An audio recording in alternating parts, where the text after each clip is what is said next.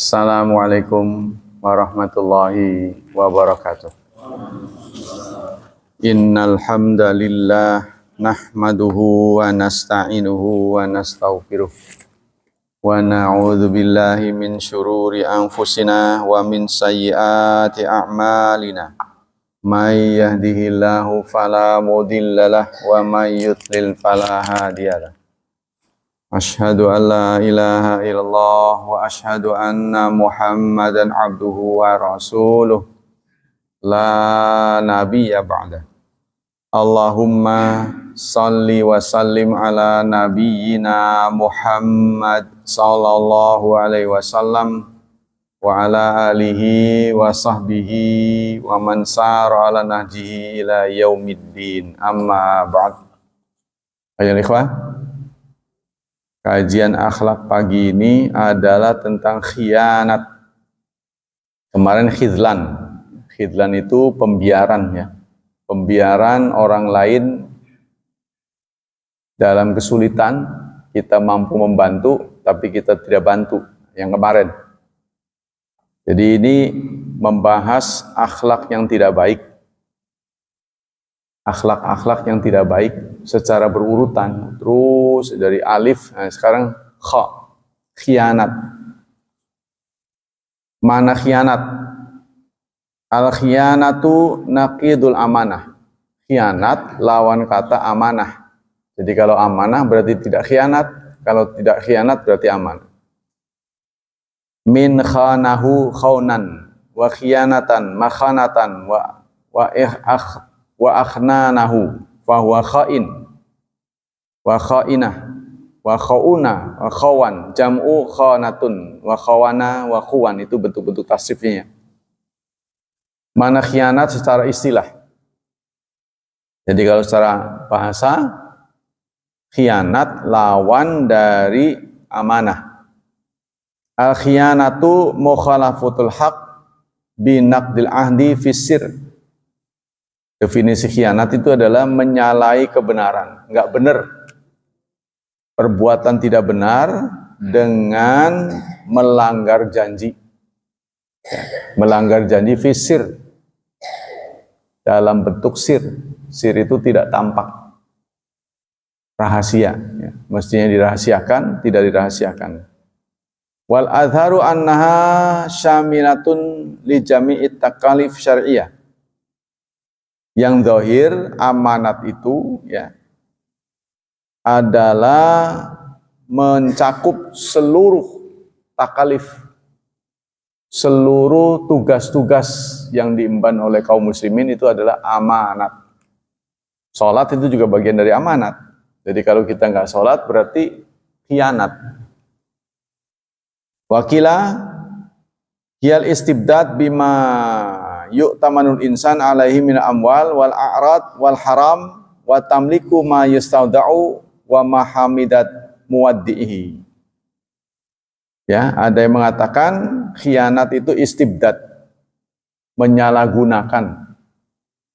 Bima yu'tamarul insan alaihi, terhadap apa yang dipercaya oleh orang lain. Jadi kita menyalahgunakan kepercayaan orang. Apa saja? Harta, a'rad itu kehormatan. Ya. Kalau Anda diminta menyimpan rahasia, dia sudah minta ini rahasia, malah dibocorin. Nah itu namanya khianat. Wal haram, serta yang haram. Wa tamliku ma yustauda'u, dan memiliki apa yang dititipkan. Artinya menguasai apa yang dititipkan. Namanya nitip kan, bendanya tidak bisa dikuasai. Kemudian dikuasai. Wa mujahadatu muwaddihi, serta mengingkari penitipnya. Dititipin, pada giliran diambil, dia nggak ngaku. Punya saya ini mah. Ingkar, itu termasuk khianat. Wa qala Ibnu Asyur mengatakan hakikatul khianat amalu. Kata Ibnu Asyur, khianat hakikatnya adalah amal. Ya, sebuah perbuatan manik tumina ala syai'in, orang yang dipercaya. Perbuatan orang yang dipercaya bididdi maktumina bi, tidak sesuai dengan amanatnya. Ya, jadi perbuatan menyalahi kepercayaan jika biduni ilmi sahibil amanah, tanpa sepengetahuan pemilik amanah. Ya, kita dititipi, kita diamanati tanpa seizin pemberi amanat, ya, kita simpangkan, tidak sesuai dengan kepercayaan yang diemban kepada orang itu. Itu namanya khianat. Al-farqu baina khianat wa sariqah. Perbedaan antara khianat dan mencuri. Apa bedanya? La yakadun nas yufarriqun baina kha'in wa sariq. Kata Ibnu Qutaibah, seorang ulama, banyak orang yang tidak bisa membedakan antara mencuri dan khianat. Apa bedanya? Baik, berikut. Wal kha'in alladzi utumina fa akhadha. Orang yang khianat diberi kepercayaan lalu diambil.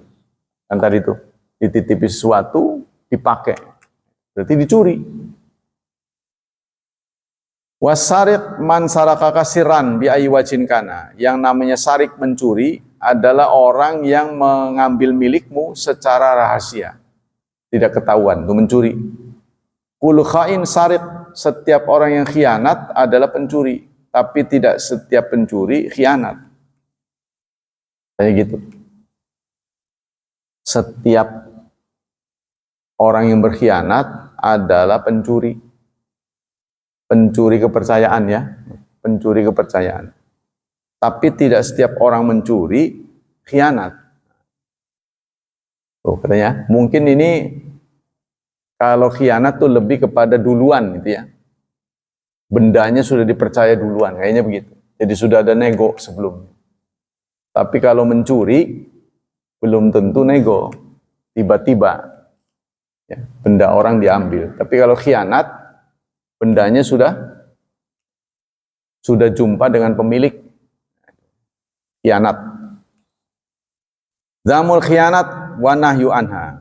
Nah, ini lawan kata dari khianat adalah amanah. Amanah inilah yang membedakan manusia dengan makhluk lain.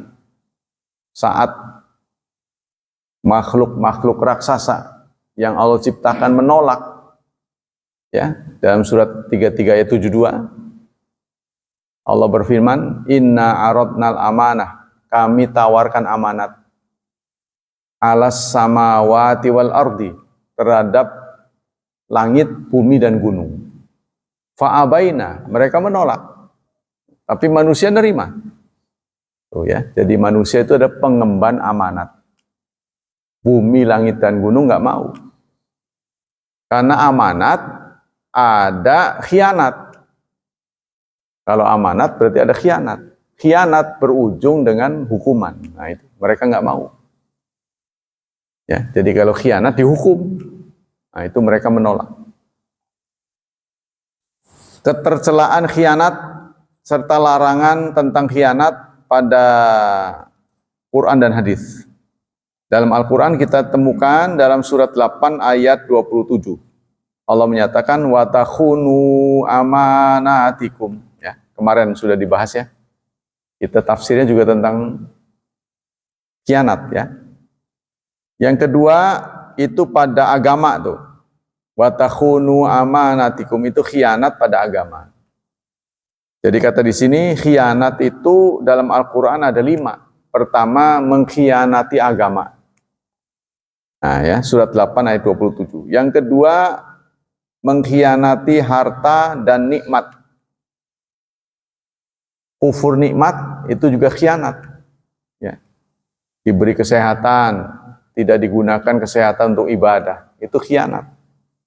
Ini terdapat dalam surat 4 105. Wala taqul lil khainina khasima. Janganlah kamu terhadap orang yang khianat khasima, berpihak. Jangan berpihak pada orang yang khianat. Yang ketiga, fi syar'i wa sunnah. pada syariat dan sunnah. Ini terdapat dalam surat 8 ayat 71. Wa yuridu khiyanataka faqad khanallaha min qabl. Jika mereka menginginkan mengkhianatimu, jika mereka ingin khianat padamu, faqad khanallah, maka sungguh mereka telah berkhianat pada Allah. Min qablu, sebelumnya. Artinya intarakul amanah fi sunnah faqad tarakuha fil faridah.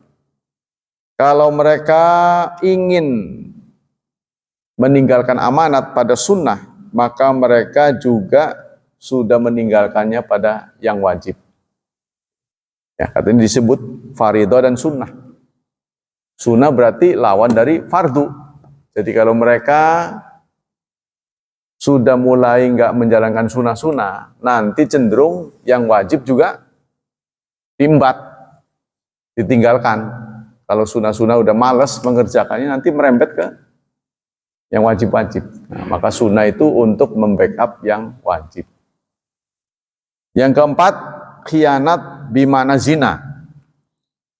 Khianat bimana zina. Ya, dalam Al-Qur'an sebutkan dalam surat 12 ayat 52. Wa annallaha la yahdi kaidal khainin. Dan sungguh Allah tidak akan memberi hidayah ya terhadap tipu daya orang yang khianat. Khianat dalam rumah tangga terkenal dalam bahasa Indonesia dengan nama selingkuh. Ya kan? Selingkuh itu khianat keluarga. Kalau bahasa Indonesia. Yang kelima, khianat melanggar janji. Sumpah khianatnya. Contohnya, saya akan menjalankan undang-undang dasar ya, dan sebagainya, mensejahterakan rakyat, tapi malah menyengsarakan rakyat. Nah, itu khianat. Berkhianat berarti. Janji-janji sebelum pemilu, kemudian setelah menang tidak terbukti, itu dia khianat. Nah, di Indonesia ini belum ada sanksinya. Ya, kalau seorang pemimpin kampanye, kalau saya kelak terpilih, maka saya akan 1, 2, 3, 4 dan seterusnya. Setelah jadi nggak dijalanin. Tuh, contohnya kan. Nah, ini juga khianat, tapi nggak ada sanksi di Indonesia. Kalau di negeri-negeri barat, ada sanksi moral, ditinggalkan. Ya, langsung itu nama baiknya turun, drastis. Walaqad warada ayat alat itu hadir min khianat biidati siyaqat faminha. Ayat-ayat lain yang mengingatkan kita supaya tidak khianat, antara lain surat 22 ayat 38. Innallaha yudafi'u 'anil ladzina amanu. Sesungguhnya Allah membela orang-orang yang beriman. Innallaha, sesungguhnya Allah la yuhibbu, tidak suka kulla khawan, kepada setiap pengkhianat, kafur, yang ingkar. Qala Ibnu Katsir, innallaha yudafi 'anil ladzina amanu innallaha yuhibbu kulla khawan ay la yuhibbu min ibadi man ittasaba bikadza. Artinya Allah tidak suka hambanya bersikap khianat. Khianat fil uhud wal mawathiq. Ya, suka melanggar janji. Nah, ini kebiasaan orang Yahudi dari dulu. Ya, janji damai tapi diam-diam mereka melakukan aksi kekerasan. Dari dulu zaman nabinya begitu. Suka benar melanggar janji. La yafi bimaqala, tidak menepati ucapannya. Nah, itu juga secara individu juga kita harus belajar ya. Menepati janji. Karena hidup di dunia ini dibilang sebentar jika dibandingkan dengan akhirat. Tapi kalau dibilang sebentar dibandingkan dengan dunia, lama gitu. Di atas 50 tahun rata-rata. Jadi kita akan bertemu dengan tetangga itu lama. Kalau kita khianat, lama-lama ketahuan. Contohnya apa khianat itu? Ngutang nggak bayar, janji nggak menepati. Tuh, ya, lama-lama ketahuan. Kalau kita banyak ngomong, ngomong doang dia. Ada ungkapan begini, ngomong mengelit, hidup mah sulit. Ada begitu tuh. Ngomong elit, hidup sulit. Ngomongnya panjang lebar. Tapi kelakuannya tidak mencerminkan omongan. Ya, itu lama-lama ketahuan. Contohnya kita rajin, setiap ngutang nggak bayar, dititeni nanti. Ya dibilang sebentar, memang sebentar kalau dibandingkan akhirat. Tapi kalau dunia dibandingkan dunia cukup lama kita. Hidup bertetangga lama. Anda bertetangga dengan saya, nggak kerasa. Pangurawi ini udah berapa puluh tahun. Ya, Pak Ilman catat umur berapa? Tahun berapa tuh? Nah, tuh. 91. Sekarang udah tahun 25. Tambah 9. 25 tambah 9. 34 tahun kita udah di sini. Lebih dari separuh hidup ya. Nah, itu. Sekarang kan umurnya belum sampai 68. Separohnya kita udah 34 di sini. Gak kerasa ya? Tahu-tahu udah tua. Itu Allah sebutkan. Innamal hayatud dunya la'ib wa lahu kama in anzalnahu minas sama. Sesungguhnya hidup di dunia itu seperti air yang diturunkan dari langit, dari atas ke bumi. Dia menyirami tanaman, tanaman itu tumbuh sejak tunas. Itu dianggapnya bayi itu. Terus saya tumbuh sehingga berbuah. Setelah berbuah layu, kering, jatuh. Nah, itulah manusia. Ya, diilustrasikan oleh Allah seperti tumbuh-tumbuhan. Setelah kita semuanya selesai, anak udah gede, haji sudah berangkat, sudah tidak ada jadwal-jadwal penting lain. Jatuh, pluk. Itu kita. Itu kita. Yang kita dengar sekarang keluhan demi keluhan. Si A sakit ini, si B meriang.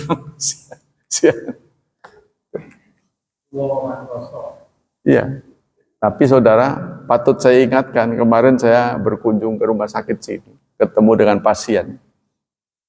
Pasien itu kena lever. Lalu dia bilang, kita di usia tertentu itu harus banyak gerak. Maka benar apa yang Rasul katakan, sampai berangkat ke masjidnya tolong jalan kaki. Harus gerak, harus ngangkat-ngangkat. Kalau Pak Syafi biasa naik sepeda, ditinggalkan, lama-lama tubuh Pak Syafi itu hilang, bisa hilang.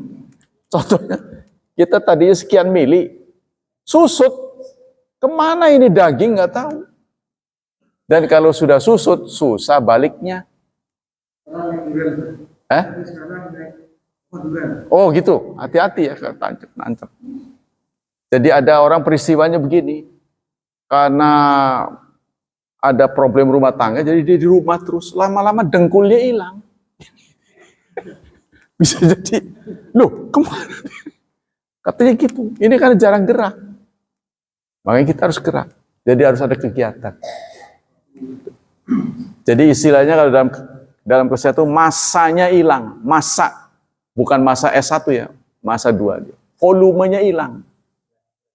Ya, tubuh kita ini volumenya hilang. Jadi bukan sekedar olahraga saja, harus bawa-bawa. Harus bawa-bawa itu. Beban. Tapi dimulai dari yang kecil-kecil dulu, kalau udah kuat nambah gitu. Supaya ini tidak hilang. Jadi kalau sudah hilang, nggak bisa pulang lagi. Itu bisa jadi krempeng gitu. Iya, susut lah bahasa kita. Bisa susut mendadak nih. Padahal orang itu nggak jatuh nggak apa, si orang itu nggak kecelakaan nggak apa, tapi lama-lama susut tubuh. Nah itu gara-gara terlalu banyak diam. Nah kita sudah dibantu sholat nih kan. Kebetulan yang dicontohkan ini bukan muslim. Kita sudah dibantu sholat. Jadi kita sudah gerak. Dengan begini, Sujud itu menahan beban tubuh, ya sebenarnya. Tapi harus sering, makanya nih kita ketika banyak ada sebenarnya secara rutin kita setiap malam itu sholat seperti taraweh. Ya taraweh ini sebenarnya perpindahan tahajud. Kalau hari-hari bukan Ramadan kan kita sir, tidak ditampakkan, bagusnya tidak ditampakkan karena sunnah kan. Tapi untuk taraweh bagusnya ditampakkan. Sunnah kan, nanti kan ada hadis yang menyatakan sebaik-baik sholat itu di rumah, kecuali sholat wajib. Nah kenapa tarawih di masjid? Ah ini spesial. Spesial, memang ada suruhan. Kalau Ramadan bagusnya di masjid. Walaupun sunnah. Nah ini hak. Kemudian di dalam Ramadan itu ada Lailatul Qadar yang tidak bisa dicapai kecuali di masjid. Kecuali di masjid. Nah, tempat menjadi nama masjid, cirinya apa? Kalau dipakai Jumat, maka saya serukan pada teman-teman yang ada di Musola Al-Amin itu harus bergabung ke sini. Ramadan mah. Ramadan kan? Kan Jumat mereka juga bergabung kan? Jumat kan mereka bergabung. Ramadan juga di sini karena tidak sah. Tapi kalau disebut tidak sah marah dia pasti. Kata siapa pasti begitu. Ya, karena pimpinan Muhammadiyah sudah mengatakan sholat syuruk tidak ada. Nggak ngerti dalil ngomong nggak ada, bagaimana? Ngerti aja nggak dalil. Paling tidak itu yang ada promosi pahala itu derajatnya hasan. Yang tidak ada promosi pahala itu derajatnya sahih. Nanti sekali-kali saya bawakan. Ya, jadi barang siapa setelah sholat subuh tidak keluar masjid, ya, dia isi dengan kegiatan kebaikan, bukan ceramah aja, bukan kajian aja, ya baca Quran, apalah gitu. Memang belum boleh sholat, ya, sampai terbit matahari sepenggala, sampai nganggang itu, sepenggala itu sampai nganggang dari horizon itu diperkirakan 12 menit. Maka itulah syuruk. Maka dia sama dengan haji dan umrah, tamah 3 kali. Hadis ini hasan derajatnya. Hasan itu cuma sah untuk dijadikan pondasi beramal. Di hadis yang lain, aku menyaksikan Rasulullah setiap subuh jarang meninggalkan masjid sampai terbit matahari. Itu tidak ada janji tidak ada janji pahala. Hadis ini sahih. Tuh, saling mendukung. Wa ima fambit ila.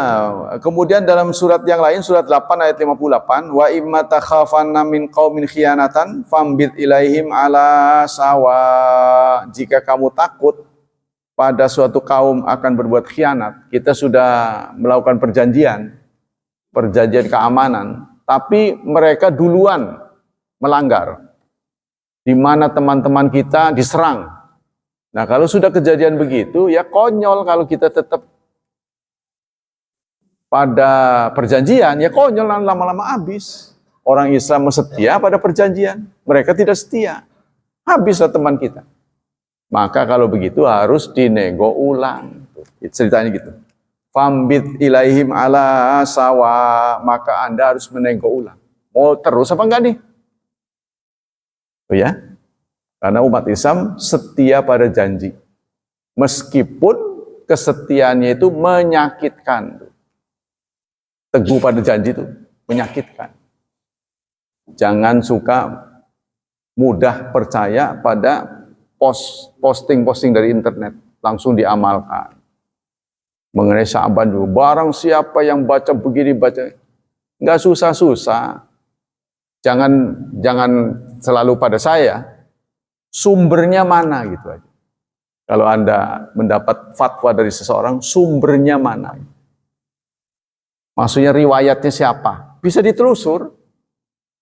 Jadi nggak harus saya, bisa ditelusur. Jadi, kalau perawinya sekian, Bukhari nomor berapa? Bunyinya yang penting jangan terjemahnya, bunyinya. Ya, lafadz hadisnya itu bisa ditelusur. Saya juga punya cara untuk menelusur. Karena suatu saat ada orang ceramah, ini hadis sahih. Saya di depannya langsung, hadis dhaif bilang sahih. Harusnya diteliti dulu.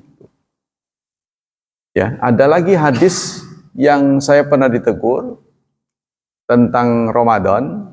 Ini disampaikan oleh Syekh Utsaimin. Puasa itu 10 hari pertama rahmat apa gitu. Terus di akhirnya di ujungnya maghfirah. Itu ditulis di buku Syekh Utsaimin. Tapi saya pernah diberi masukan itu hadis dhaif. Saya periksa memang dhaif. Mungkin ya, Syekh Utsaimin mungkin bukan sembarang orang. Karena beliau juga ahli hadis. Mungkin itu fadail. Termasuk fadail. Jadi apa? Menggairahkan orang. Bagi orang yang ketat pada hadis, senajan mengkonon orang kena. Gitu kan? Walaupun untuk fadail nggak boleh. Harus yang qualified. Tidak boleh yang rendah. Nah, tapi beliau berpendapat lain, hadis ini boleh dipakai untuk fadail. Tuh. Mungkin begitu. Kita lanjutkan. Jadi kalau sampai kita mendapati perjanjian kita dengan seseorang dikhianati, maka kita perlu panggil, ya, kemudian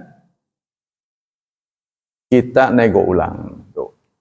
Wa qala azza wajal, kemudian Allah juga berfirman di ayat yang lain, ya, dalam surat 4 ayat 105 sampai 108.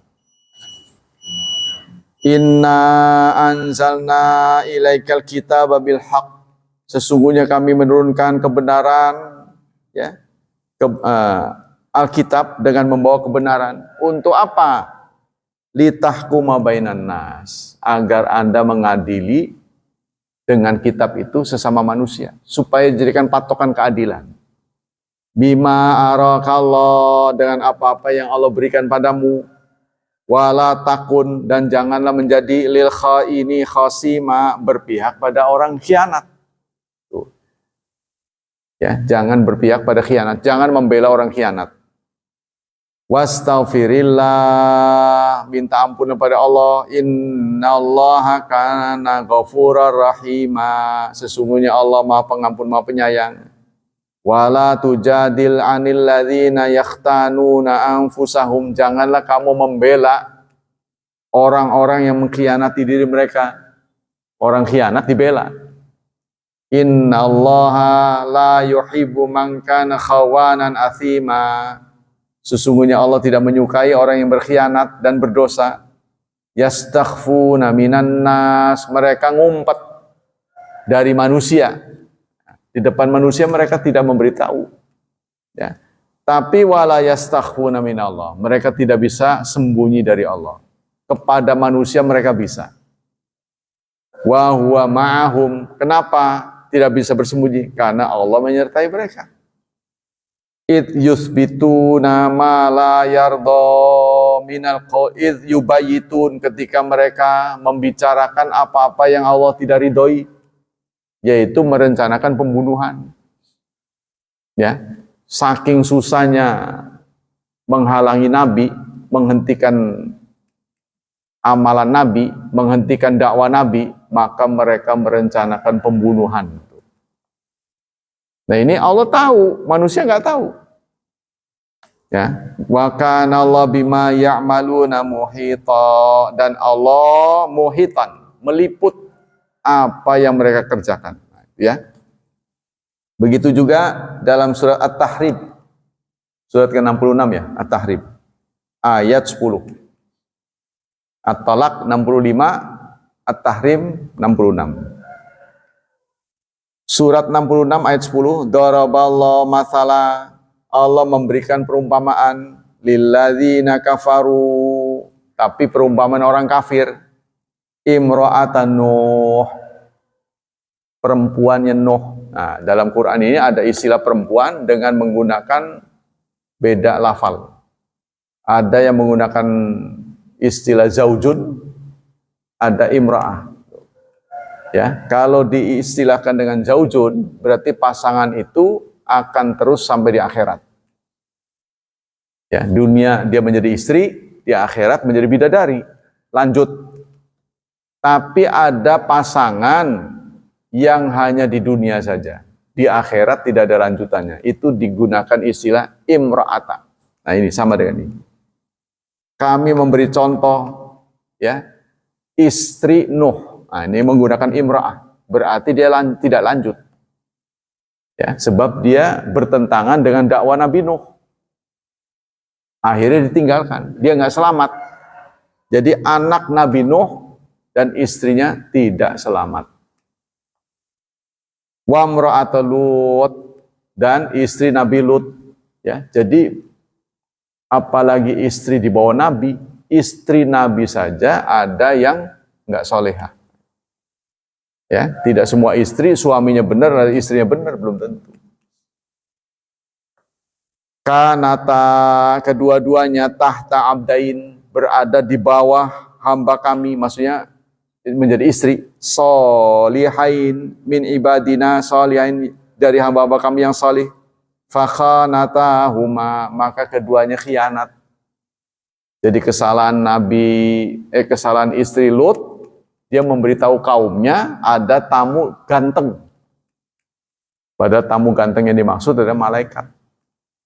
Sehingga mereka datang berduyun-duyun atas laporan dari istrinya. Melihat ini tamu Nabi Lut yang kebetulan malaikat. Nabi Lut sangat was-was. Dia berusaha melindungi tamunya. Kata tamunya, nggak usah khawatir. Nanti kami punya cara. Kami ini malaikat, nggak usah khawatir. Tuh, katanya. Mereka masuk, ya, kemudian keluar ruangan menjadi buta dan budek, katanya. Suruh masuk. Kan mereka tergiur dengan laki-laki, ya. Jadi perilaku sodomi itu sudah menjadi kebiasaan mereka. Dia masuk, oleh malaikat dibuat buta dan budek. Jadi keluar begitu aja, dianggapnya biasa gitu, karena mereka nggak bisa cerita. Masuk, keluar lagi buta dan budek, masuk begitu. Sampai itu tadi terakhir di balik, tanahnya dibalik. Ya, hukuman Allah yang diterapkan kepada kaum Nabi Lut, tanahnya diangkat. Nggak tahu bagaimana dijebol ya. Kita nggak tahu lah. Kalau menyaksikan, maka itu keluarga Lut ketika pergi diwanti-wanti walayal tafid minkum ahad. Jangan nengok ke belakang. Tuh, jangan nengok ke belakang. Ada dua versi antara Quran dan Bible. Kalau menurut Bible, istrinya nengok. Jadi istrinya tetap hijrah. Tapi kalau menurut istilah Quran, istrinya sejak awal sudah tidak ikut, ditinggal. Karena dia ingkar, jadi memang nggak diajak, ya. Oleh Allah dilarang. Nah, kalau menurut Bible, istrinya tetap ikut. Tapi karena diwanti-wanti jangan nengok, jadi sepertinya dongeng gitu ya. Alam yang dibawa cerita oleh Bible kayak dongeng. Begitu nengok dia berubah menjadi patung garam. Tubuhnya nih hancur jadi garam, sehingga asin. Kalau menurut Quran tidak. Jadi dia nggak mau ikut memang dakwah Nabi Lut. Nabi Lut menjanjikan akan terjadi musibah, dia nggak percaya kan. Dia pergi Nabi Lut. Innaha musibah subh. Kejadian waktu azab, artinya penghukuman itu waktu subuh. Sementara waktunya udah nggak lama lagi, suruh lari cepat. Tuh, meninggalkan tempat. Tapi walayal tafid minkum ahad, jangan nengok ke belakang. Tuh, perintah dari Allah. Coba kalau nengok mungkin bisa nggak jadi berangkat ya. Kan terpana panik gitu, bisa lemes gitu kalau ngelihat itu kejadian. Waduh, ketakutan. Akan begitu. Jadi suruh lari cepat. Mengevakuasi diri. Nah, itu. Kemudian terjadi itu katanya di asfalaha safilaha. Jadi yang di atas dibikin bawah, bawah dibikin atas. Ceritanya. Maka sekarang masih ada kenang-kenangannya menjadi laut mati. Sekarang tuh. Jadi kadar garamnya begitu tinggi, seseorang yang nyebur ke situ nggak perlu pakai ban lagi, terapung katanya. Ya kita belum nyoba ya, bagaimana itu. Kalau menurut ajaran Islam sih, jangan deket-deket daerah yang bekas diazab ya. Tapi sekarang jadikan tempat wisata, buat lulur katanya. Buat terapi sekarang tuh. Laut Mati itu buat terapi. Karena jangankan ikan pun tidak ada yang hidup. Katanya kadar garamnya tinggi. Tahulah bagaimana penelitiannya. Itulah yang terjadi sekarang. Nah, sekarang pendapat dalam hadis ya. Kalau Rasulullah bersabda dari Abdullah bin Amr radhiyallahu anhuma, annan nabiyya sallallahu alaihi wasallam qala. Nabi bersabda, arba'un mangkunna fihi kana munafiqan khalisan. 4 hal. Barang siapa yang terdapat 4 ini, maka murni dia orang munafik. Ya, sabda Rasulullah. Apa sajakah? Wa man kana fi khisratun minhunna kanat fi khisratun minal munafiq hatta yada'una. Barang siapa yang punya salah satu saja, dia sudah munafik sampai dia menanggalkannya. 1, idza tumina khana, apabila diberi amanat, khianat. Dipercaya, mengkhianati kepercayaan. Wa idza haddatsa kadzaba. Kalau bicara bohong terus, ngetuk baik. Siapa orangnya? Pemimpin. Besok insya Allah saya penuhi. Enggak di jalan, besok. Ketemu lagi, aduh lupa. Begitu. Mudah sekali melupakan janji. Demikianlah hadirin. Hafizani hafizakumullah, kajian pagi ini. Semoga Allah melimpahkan pahala yang berlipat ganda. Semoga Allah tetap menyelamatkan dan melindungi kita dari wabah dan fitnah, dari syubhat dan syahwat.